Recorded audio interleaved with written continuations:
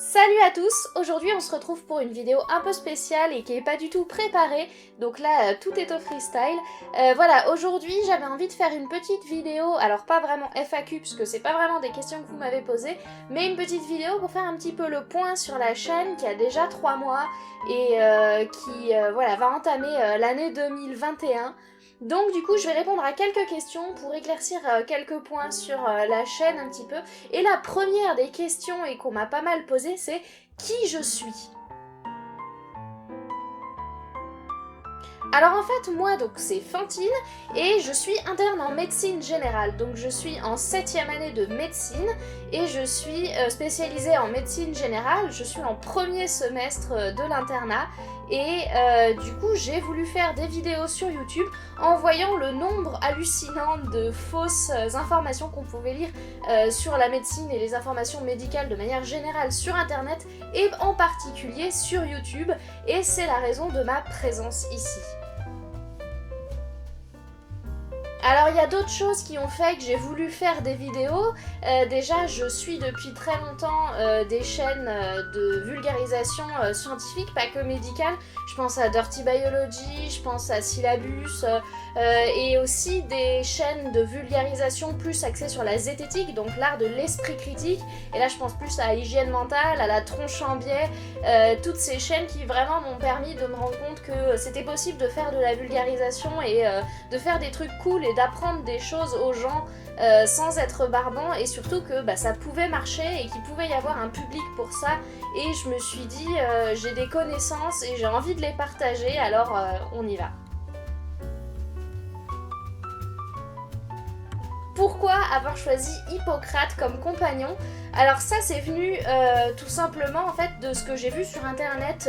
J'ai beaucoup vu de personnes qui évoquaient Hippocrate pour justifier des propos qui étaient totalement faux et des arguments vraiment fallacieux, des appels à la nature, etc.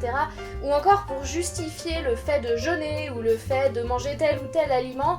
On retrouvait souvent des arguments du type oui mais Hippocrate a dit que, Hippocrate a écrit que, et ça on le retrouve principalement chez les défenseurs de l'homéopathie, de la naturopathie, du jeûne de manière générale, de l'hygiénisme, l'alimentation vivante, etc.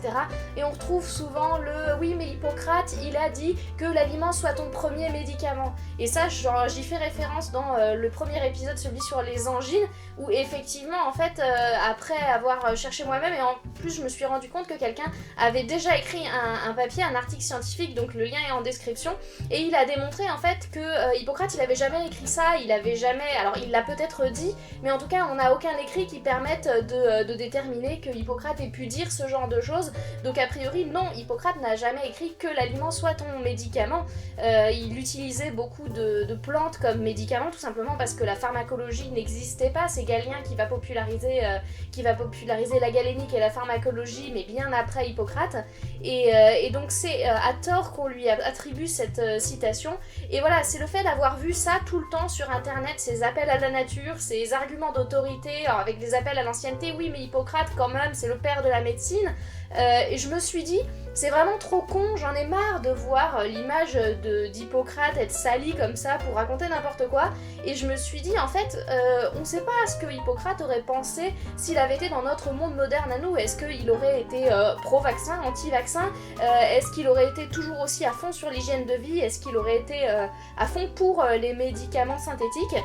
Et voilà, j'ai voulu créer ce personnage là qui n'est pas Hippocrate, qui est ma vision de ce qu'aurait pu être Hippocrate s'il avait vécu de nos jours. Et voilà, ça permet aussi de rajouter du rythme dans les vidéos, et visiblement c'est un personnage qui vous plaît pas mal, donc on va le garder sans problème. Alors cette fin d'année c'est aussi un peu l'occasion de faire le bilan. La chaîne elle existe depuis le 25 ou 26 septembre, la première vidéo c'était fin septembre, donc là il y a déjà 12 vidéos qui sont en ligne, et j'ai été vraiment agréablement surprise de l'accueil que ça a eu. J'ai eu beaucoup de retours très positifs, donc je suis vraiment heureuse d'avoir pu rassembler cette communauté là, déjà assez nombreuse, mine de rien 410 abonnés sur YouTube en seulement quelques mois, donc je suis vraiment très contente de votre fidélité. Je vous remercie à tous de me soutenir dans ce projet.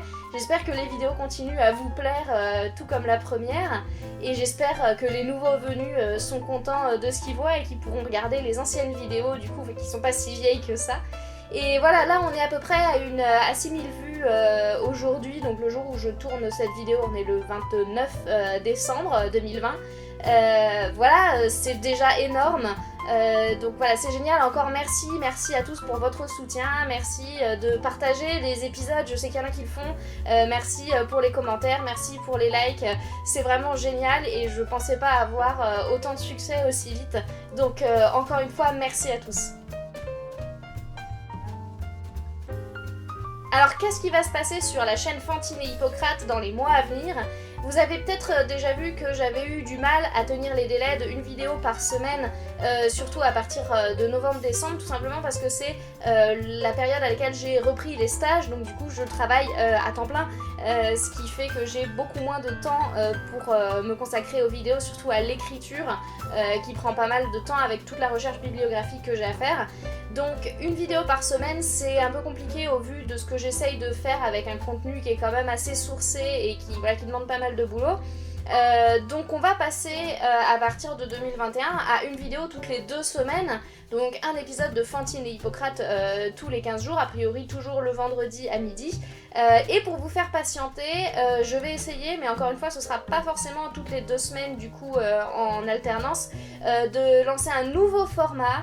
Je vous en dis pas plus, globalement ce sera quelque chose qui sera plus axé sur l'actualité et ce sera des formats beaucoup plus courts qui donc du coup me demanderont beaucoup moins d'écriture et beaucoup moins de temps de montage aussi.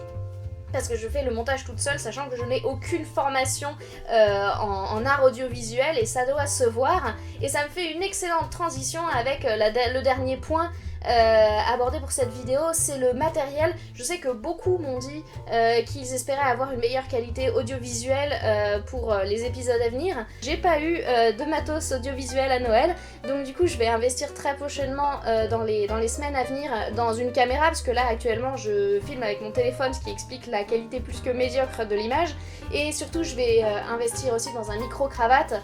Donc du coup les investissements sont prévus et ils arriveront dans les semaines à venir.